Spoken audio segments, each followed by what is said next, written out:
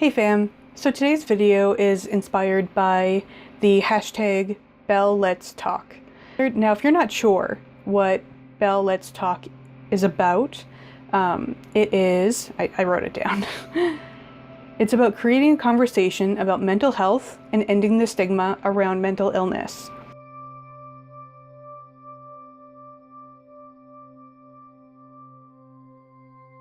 I was inspired to do a video around this because I have mental illness. And so I wanted to be a part of this in my own small little, just to kind of add to the conversation and to, again, help end the stigma around mental illness. I'd written a tweet, I'll read it now just in case you haven't seen it.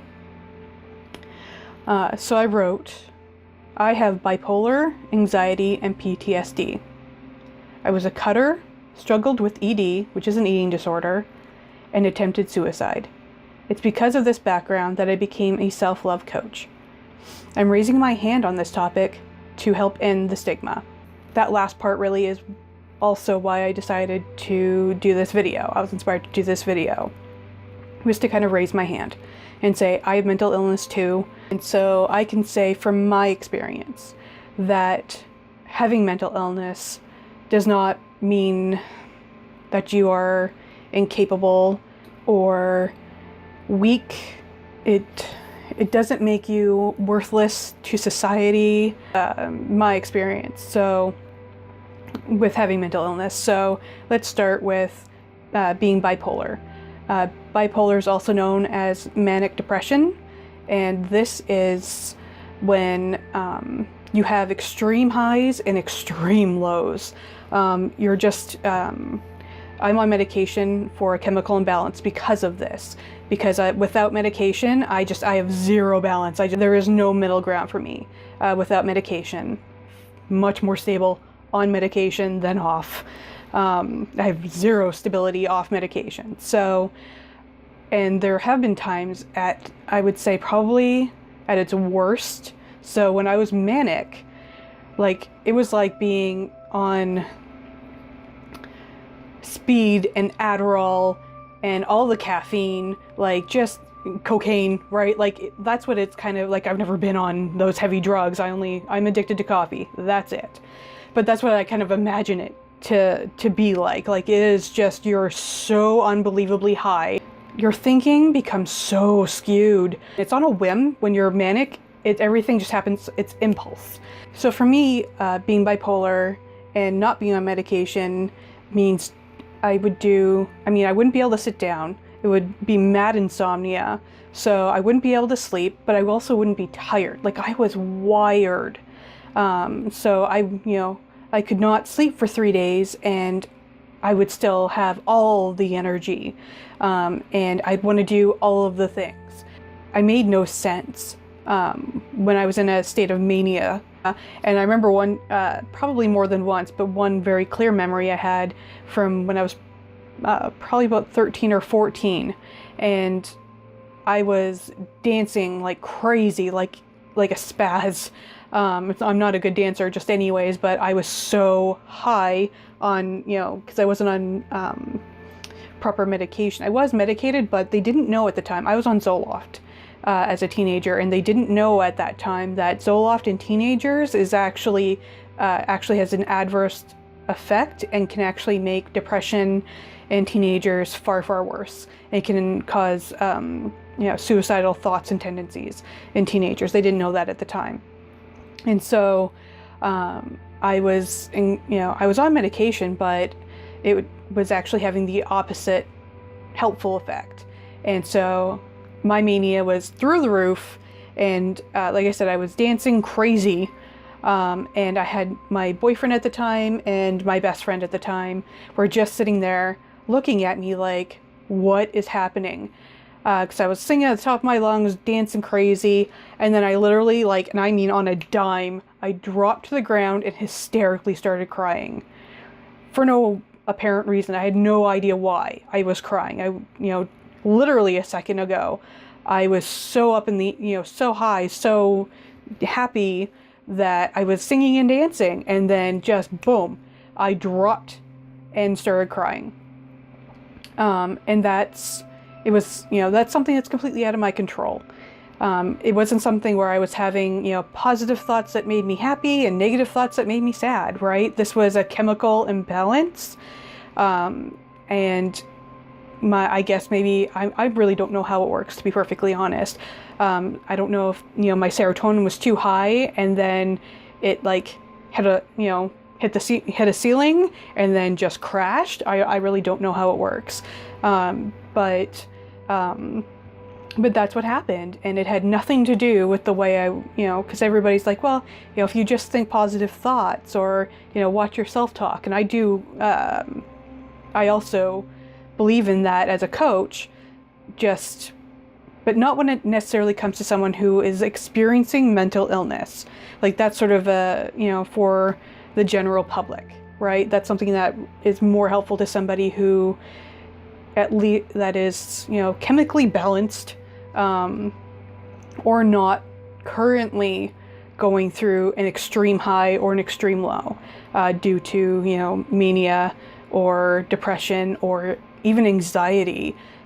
That's sort of a little bit of my experience with mania, just a little tiny bit, because I don't want this video to go too long, because I could be here for quite some time if I told you all of the stories. Now the depression side of it is something I'm still actually a little more prone to, even though I'm on medication and even though I'm a self-love coach, and I have all of these tools and training. Every once in a while, it still happens, and it does not matter the thoughts that I'm having, the self-talk that I'm having, because it's a chemical thing for me anyways. I mean, yeah, I did inherit it, but it's also a chemical imbalance. So it doesn't matter how good life is going or bad, doing great in my business or just, doing great in life. And like when it comes to depression caused by a chemical imbalance, you don't have a reason to be depressed.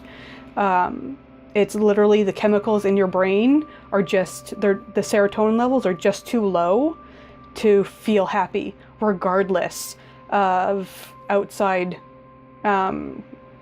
regardless of what's going on outside of you, and regardless of the way you think and the way you normally feel. So for me, I love writing and drawing and being creative, but when I'm in a state of depression, that's gone. That's all gone. Even the want to do those things is gone. It really doesn't matter. I can literally go to bed feeling completely normal, completely, sane, and then wake up the next day and feel empty. That's what it feels like to me. It feels like I'm numb and I'm empty. It took me a long time to realize that just because I'm waking up with this empty feeling, that I don't have to feed into it or believe that it will never end. I've learned that when I wake up in a state of mania, depression, or anxiety, that I know it will pass. I have to constantly remind myself this will pass, and to use the tools that I have at my disposal, having been trained as a coach, but also having gone through counseling. I've gone to therapy. I've had coaches in the past. I have coaches now, and so I have all of I have what I kind of feel like is a full toolbox, if you will. It's not to say I don't have room to learn more, just I have a lot already at my disposal, and I know how to use it, and I know the value of using it, and so I do. I have to constantly remind myself that it will end, and to be kind to myself, and not to feed into, not to sort of, feed the bear, so to speak, to not allow myself to get sucked into the negative thought vortex and the negative feelings, because it feels hopeless and endless. So I will do things that would normally lift me up, even though whilst in a state of depression, they don't help. They actually don't. And they don't make it worse though, either. So if I watch, say, a funny TV show that normally makes me cry laugh and I feel nothing, it's not making the depression worse by watching it. Now, if I were to watch something that normally makes me cry out of sadness, or invoke some negative kind of emotion, I avoid it, because that's going to feed the bear, right? So I will journal a whole lot. Sometimes it's helpful to talk it out with a trusted friend or family member, or even just to write it down in a journal, or say it out in a video, or even a tweet, right? Just to get it out, to say, hey, this is how I'm feeling right now. And it does not feel awesome, and I'm going through a thing right now. Sometimes that's enough to kind of help in some minor way. I know a lot of the things that do naturally help you boost your serotonin are not things that you have in you. I mean, I know for me personally anyways, again, I can only really speak for myself. You don't really have it in you to exercise. You just don't. Even if it's something that normally you like to do. Like for me, huge advocate, love yoga. But when I'm in a state of severe depression, the last thing I want to do is yoga. I don't want to do any kind of movement. I don't want to go outside and go for a walk. I don't want to get on the treadmill. I don't want to do yoga. I don't want to lift weights. I don't want to dance. I don't want to do any of it. And trying to kind of force myself to do it because I know that it's good for not only my body, but my serotonin levels. It really just makes me more resentful than anything. That's me personally.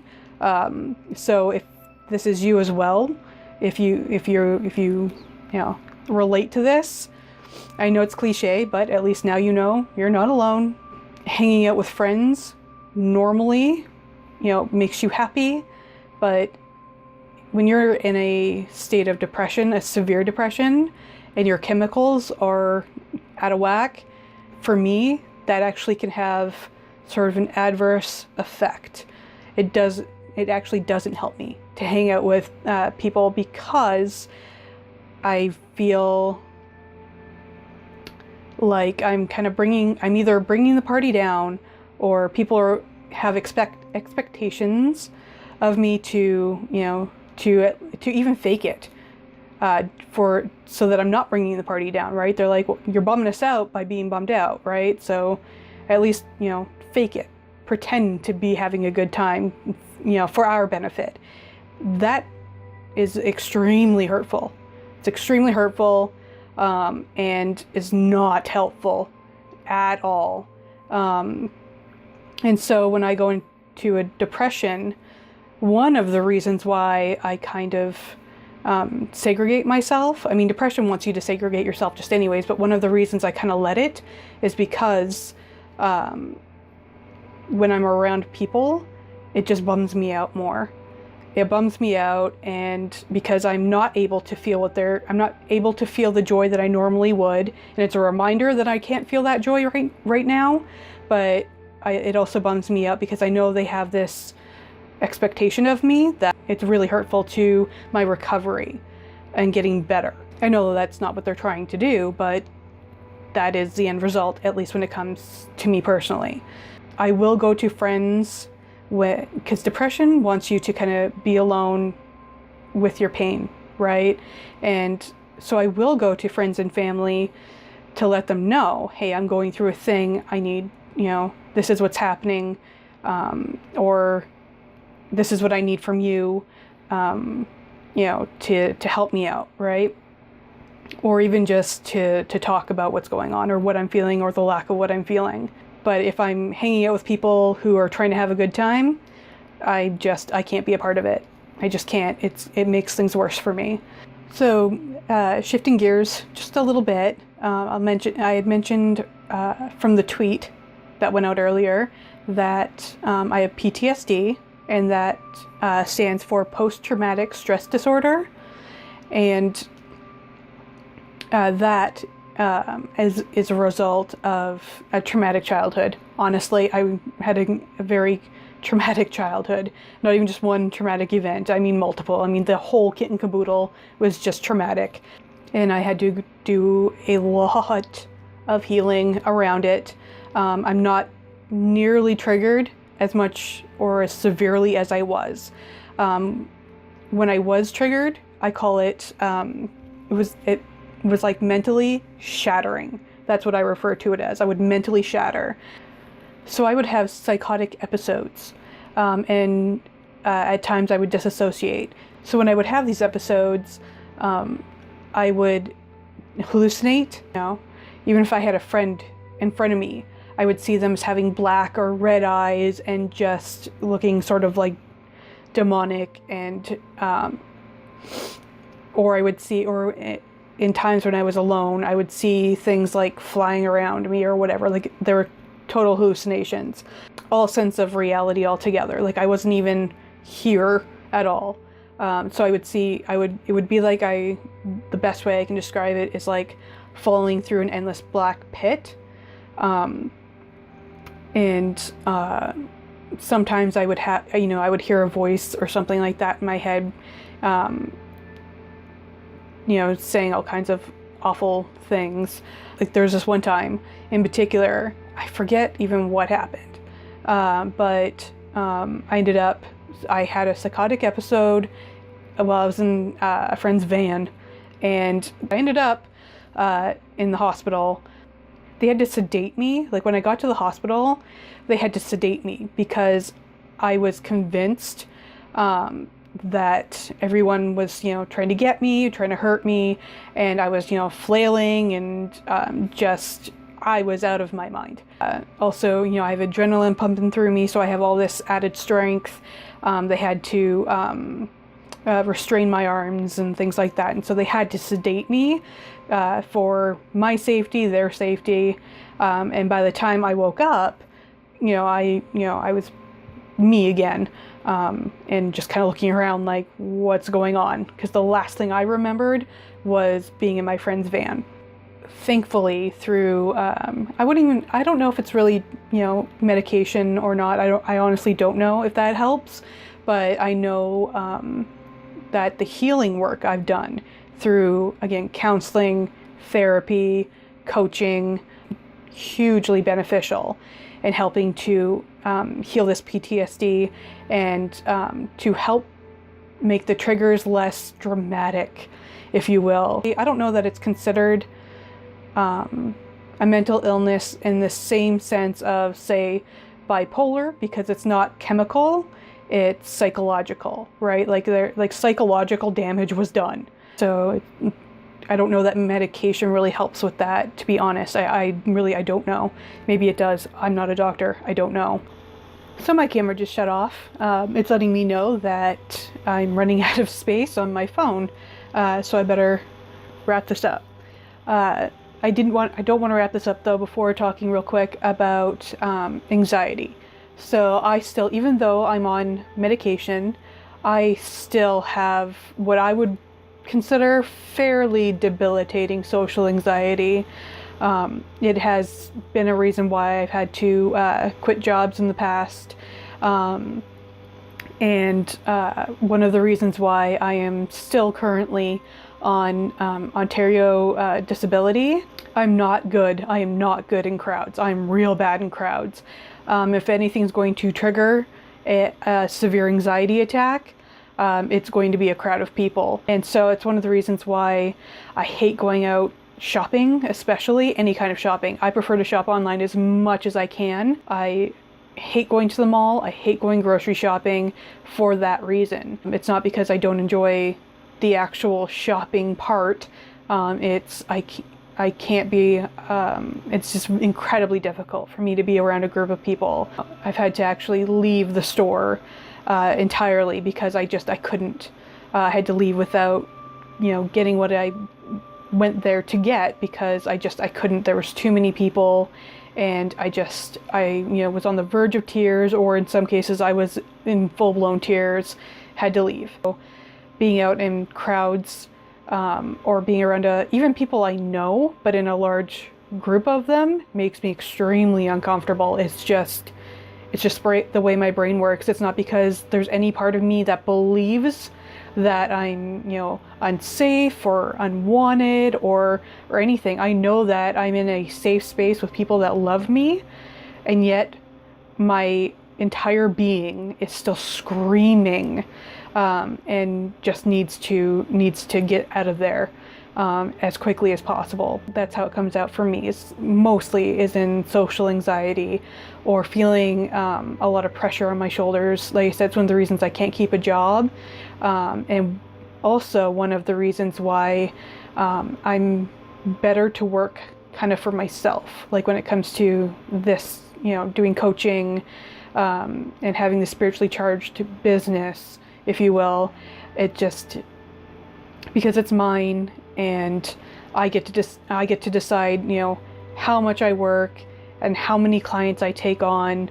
and I'm not, there's not like a lineup out the door that I can, see.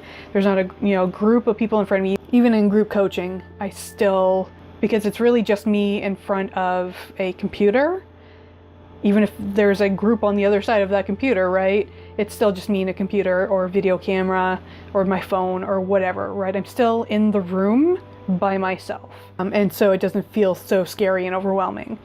The purpose of this video was really just to be a part of the conversation around mental health, and to help with that stigma, to kind of get rid of that stigma around mental illness through the hashtag #BellLet'sTalk.